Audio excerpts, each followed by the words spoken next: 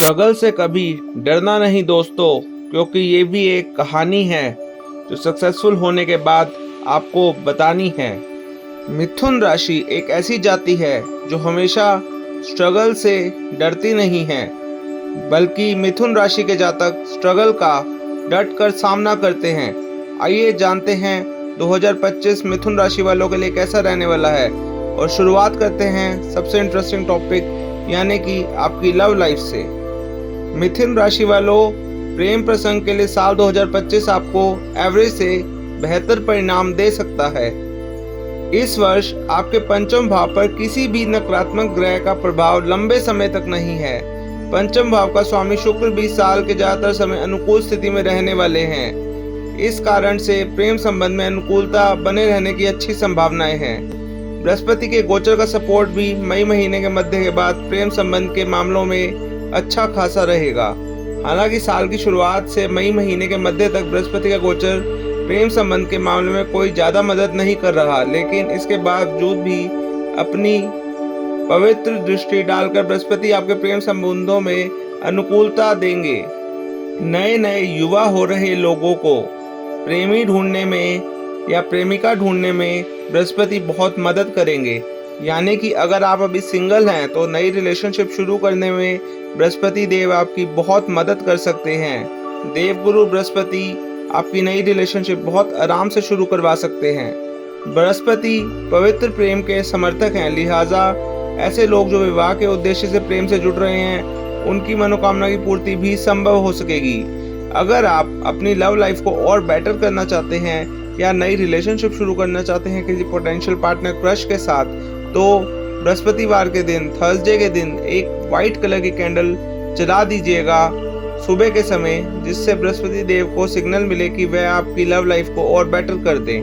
मिथुन राशि में जिन जातकों की उम्र विवाह की हो चुकी है और वह विवाह की कोशिश भी कर रहे हैं, उनके लिए यह साल काफी मददगार रह सकता है। विशेषकर मई महीने के मध्य के बाद देवगुरु बृहस्पति का गोचर आपके प्रथम भाव में होकर सप्तम भाव पर प्रभाव डालेगा, जहां बृहस्पति की स्वयं की राशि है। ऐसी स्थिति में विवाह के योग मजबूत होंगे।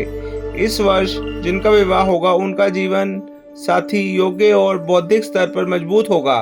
वह किसी विशेष क्षेत्र का अच्छा जानकार भी हो सकता है या हो सकती है वह प्रोफेशनल भी हो सकते हैं, जैसे कि मेडिकल साइड में डॉक्टर, नर्स, या फिर लीगल साइड में लॉयर, या फिर मैनेजमेंट साइड में। लेकिन अपनी फील्ड में वे अच्छे जानकार होंगे और बुद्धि से काफी तेज होंगे या होंगी। शनि ग्रह का गोचर भी विवाह करवाने में मददगार रहेगा, लेकिन वैवाहिक जीवन के मामले में शनि ग्रह का गोचर कमजोर परिणाम दे सकता है। मार्च के बाद शनि की दशम दृष्टि आपके सप्तम भाव पर रहेगी। छोटी छोटी बातों पर बतंगड़ बनवाने का काम कर सकती है।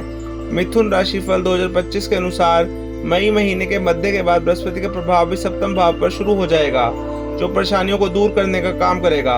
अर्थात परेशानियां आएंगी और दूर हो जाया करेंगी। ऐसे में आपकी कोशिश यही होनी चाहिए कि परेशानियां आने ही ना पाए।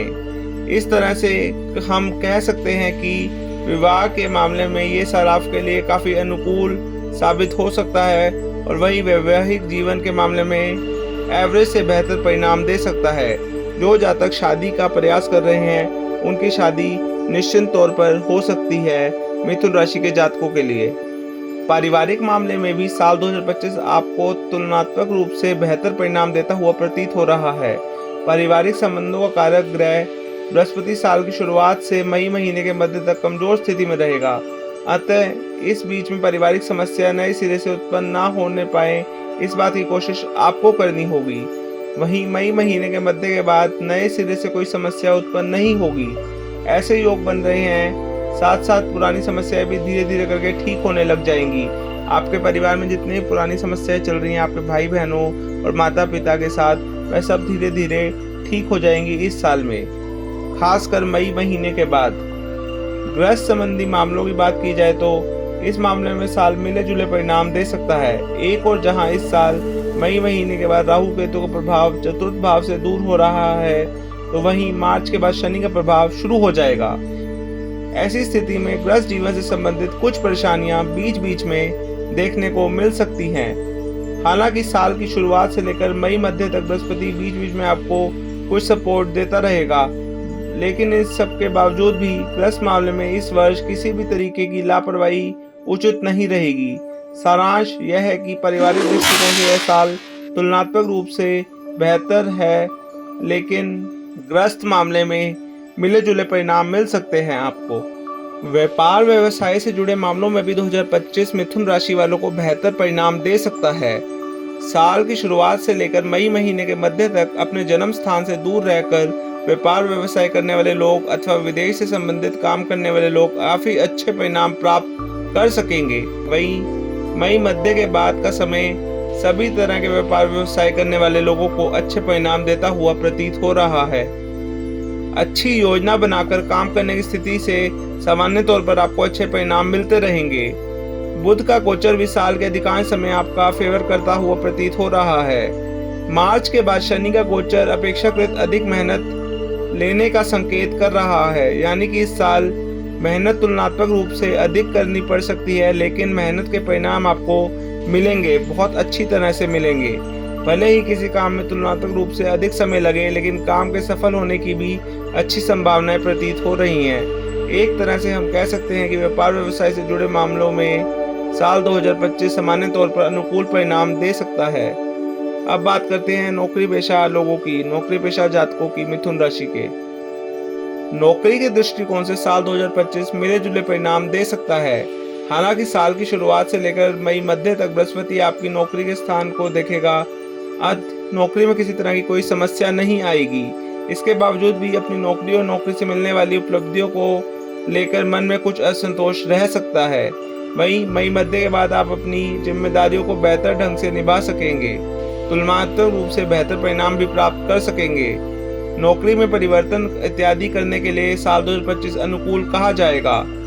हालांकि इन सब के बीच ध्यान देने वाली बात यह रहेगी कि मार्च के बाद शनि का गोचर आपके कर्म स्थान पर आएगा, जो आपसे अधिक मेहनत करवा सकता है। यदि आप मार्च के बाद नौकरी बदलते हैं तो आपका बॉस या आपके सीनियर थोड़े से बेरुखे स्वभाव वाले हो सकते हैं, जो अपने नियमों के प्रति जरूरत से ज्यादा सख्त हो सकते हैं। यह बात आपको शायद पसंद ना आए। नौकरी बदलने से पूर्व इन तमाम पहलुओं की पड़ताल करके अपना दिल और दिमाग की सुनते हुए ही परिवर्तन करना उचित रहेगा। साल 2025 आपके आर्थिक पक्ष के लिए मिले जुले परिणाम दे सकता है। यद्यपि इस वर्ष आर्थिक मामले में कोई बड़ी परेशानी आने के योग नहीं है, इसके बावजूद भी आप अपनी उपलब्धियों को लेकर थोड़े असंतुष्ट रह सकते हैं। आप जिस लेवल की मेहनत कर रहे हैं उससे जो परिणाम मिलने चाहिए, शायद आर्थिक मामलों में वैसे परिणाम आपको ना मिल पाए। यही कारण है कि आप अपनी उपलब्धियों को लेकर थोड़े से असंतुष्ट रह सकते हैं। साल की शुरुआत से लेकर मई महीने के मध्य तक धन के कारक बृहस्पति आपके द्वादश भाव में रहेंगे, जो तुलनात्मक रूप से खर्चों को बढ़ाए रह सकते हैं। वही मई महीने के मध्य के बाद बृहस्पति का गोचर तुलनात्मक रूप से बेहतर होगा। फलस्वरूप आपके खर्च धीरे धीरे करके नियंत्रण में आने लगेंगे। आप अपनी आर्थिक व्यवस्था को मजबूत कर सकेंगे, यानी कि साल 2025 की आप आर्थिक मामलों में मिले जुले परिणाम प्राप्त कर सकते हैं। यानी कि साल 2025 में आप आर्थिक मामलों में मिले जुले परिणाम प्राप्त कर सकते हैं। आप धन संचय की कोशिश तो करेंगे, लेकिन आपके खर्चे लगातार बने रहेंगे, खर्चे कम होने का नाम ही नहीं लेंगे। आप अपने जीवन साथी के ऊपर भी कुछ बड़ा खर्चा कर सकते हैं। स्वास्थ्य के दृष्टिकोण से 2025 तुलनात्मक रूप से काफी बेहतर रह सकता है। पिछले साल की तुलना में इस वर्ष ग्रहों का गोचर काफी अच्छा रहने वाला है। बृहस्पति का गोचर साल की शुरुआत में थोड़ा सा कमजोर है, अतः मई मध्य के पहले पेट और जननांगों इत्यादि से संबंधित कोई समस्या यदि पहले से है तो उस मामले में सावधानी पूर्वक निर्वाह करना जरूरी रहेगा आपके लिए, अन्यथा नए सिरे से कोई समस्या परेशान कर सकती है आपको। वही मई के बाद इस तरह की समस्याएं कम होंगी और धीरे धीरे ठीक होने लगेंगी। हालांकि संतुलित दिनचर्या अपनानी भी आपके लिए ज़रूरी रहेगी। अपनी डाइट का, अपनी एक्सरसाइज वगैरह का, योग का और जिम वगैरह का खास ख्याल रखिए। अगर आप कुछ नहीं कर पा रहे तो वॉक पे जाइए और रनिंग कीजिए। शनि का गोचर भी सामान्य तौर पर अनुकूल परिणाम दे सकता है, लेकिन यदि सीने के आसपास की तकलीफ पहले से है तो मार्च के बाद वह थोड़ी सी बढ़ सकती है। अर्थात इस वर्ष सब कुछ ठीक रहे ऐसा तो नहीं है, लेकिन पहले की समस्याएं कम होंगी और नई सिरे से समस्याएं नहीं आएंगी, लेकिन आपको भी अपनी बॉडी का ध्यान रखना पड़ेगा। ऐसा कहते हैं कि हमारा शरीर हमारा मंदिर है, तो अपने मंदिर का खास ख्याल रखिए। अपने मंदिर को स्वच्छ रखिए। अंदर उल्टा सीधा गंदा खाना मत डालिए, जैसे कि बासा खाना या फिर बाहर का ज़्यादा तला हुआ खाना, बल्कि स्वच्छ और स्वादिष्ट और अच्छा पौष्टिक आहार लीजिए अपने घर से। और जितना हो डाइट पे ध्यान दीजिए, साथ में जिम वगैरह कीजिए। इस साल को स्वास्थ्य के दृष्टिकोण से तुलनात्मक रूप से बेहतर कह सकते हैं। भूमि और भवन संबंधित मामलों में यह साल एवरेज या एवरेज से थोड़ा सा कमजोर रह सकता है। विशेषकर साल की शुरुआत से लेकर मई महीने तक राहु केतु का प्रभाव चतुर्थ भाव पर रहेगा। फलस्वरूप विवादित भूमि इत्यादि खरीदने से बचना समझदारी का काम होगा। इस तरह विवादित घर या फ्लैट भी लेना उचित नहीं रहेगा, भले ही वह कम दाम पर मिल रहा हो।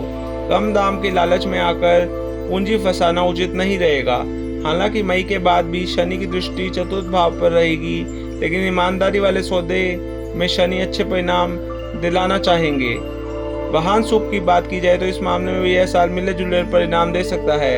यथासंभव नए वाहन की खरीदारी करना समझदारी का काम होगा। पुराने वाहन की खरीदारी करते समय उसकी कंडीशन और कागजात इत्यादि की पड़ताल भली भांति कर लेना ही उचित रहेगा आपके लिए। शिक्षा के दृष्टिकोण से 2025 आपको एवरेज से बेहतर परिणाम दे सकता है। साल की शुरुआत से लेकर मई मध्य तक उच्च शिक्षा के कारक बृहस्पति ग्रह आपके द्वादश भाव में रहेंगे, जो विदेश अथवा जन्म स्थान से दूर रहकर पढ़ाई करने वाले विद्यार्थियों के लिए अच्छी मदद कर सकते हैं।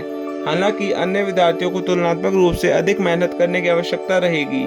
वहीं मई महीने के बाद से बृहस्पति आपके प्रथम भाव पर आ जाएंगे।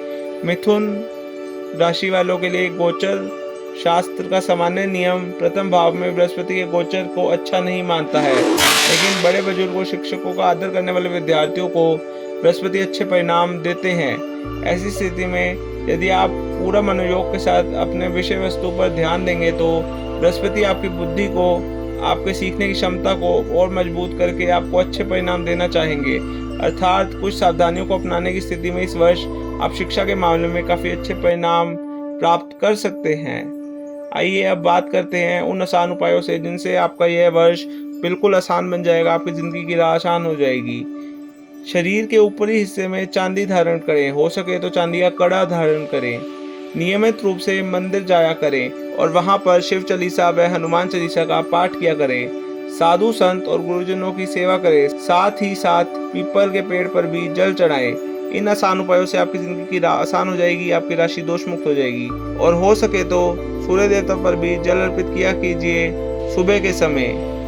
ऐसा करने से भी आपकी जिंदगी की राह आसान हो जाएगी, क्योंकि सूर्य देवता ग्रहों के सेनापति हैं और अगर उन्होंने आपके ग्रहों को, नक्षत्रों को सही दिशा में मोड़ दिया तो आपकी ज़िंदगी अच्छी चलेगी ही चलेगी। अगर आपको यह वीडियो पसंद आई तो मेरे चैनल डिवाइन मैनिफेस्टेशन को सब्सक्राइब कर लीजिए, बेल आइकन प्रेस कर दीजिए, इस वीडियो को लाइक कर दीजिए और कमेंट्स में हर हर महादेव लिख दीजिए। मैं आपको अपना ज्योतिष आचार्य माधव मिलूंगा यहाँ आपको अपने चैनल डिवाइन मैनिफेस्टेशन में आपसे हर रोज़, हर हफ्ते, हर महीने, हर साल। प्लीज़ मेरे चैनल को सब्सक्राइब अवश्य कीजिए, क्योंकि आपका एक छोटा सब्सक्राइब बहुत मोटिवेशन देता है मुझे कि मैं ऐसी वीडियोस आपके लिए रोज़ लेकर आऊँ, हर हफ्ते लेकर आऊँ, हर महीने लेकर आऊँ, हर साल लेकर आऊँ। Thank you, take care, bye bye, see you.